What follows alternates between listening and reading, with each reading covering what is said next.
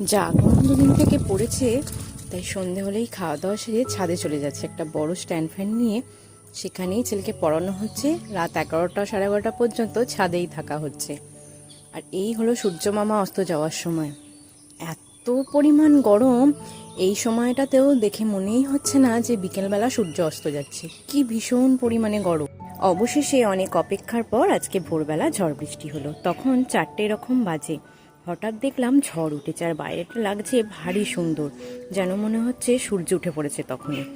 ভীষণ জোরে ঝড় উঠলো, তার কিছুক্ষণ পরেই বৃষ্টি শুরু হলো। ঝমঝমিয়ে এক পশলা বৃষ্টি প্রায় ঘন্টা ঢেরেক ধরে হলো। যাই হোক, একটু গরমটা এবার কিছুদিনের জন্য একটু কম মনে হবে। এই দুটো দিন যে হারে গরম গেছে, এত মানুষের কষ্ট হয়েছে, বাচ্চা থেকে বড় সবার, যেন হাঁপিয়ে উঠছিলাম। বহু বছর পর এরকম গরম। আজকে তো বলতে গেলে প্রায় কিছুক্ষণ বাদই বেশ বৃষ্টি হচ্ছিল। ভাবলাম এই যে নিম্নচাপের বৃষ্টিটা যদি সারাদিন হয় মন্দ হবে না। জামা কাপড় শুকুক না শুকুক, কাচাকুচি হোক আর নাই হোক, এই বৃষ্টিটার খুব প্রয়োজন ছিল। গাছপালা থেকে শুরু করে মানুষজন, পশু পাখি, সবাই যেন এই কাঠফাটা গরমে হাঁপিয়ে উঠছিলাম। একদিকে বৃষ্টি হচ্ছে, তখন আমি রান্নাঘরে রান্না চাপিয়েছি।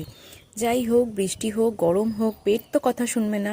তাই একদিকে ভোরবেলা বৃষ্টি হচ্ছে, একদিকে রান্না করছি। রান্না করতে করতে বৃষ্টির মজা নিতে কিন্তু বেশ মজা হচ্ছিল।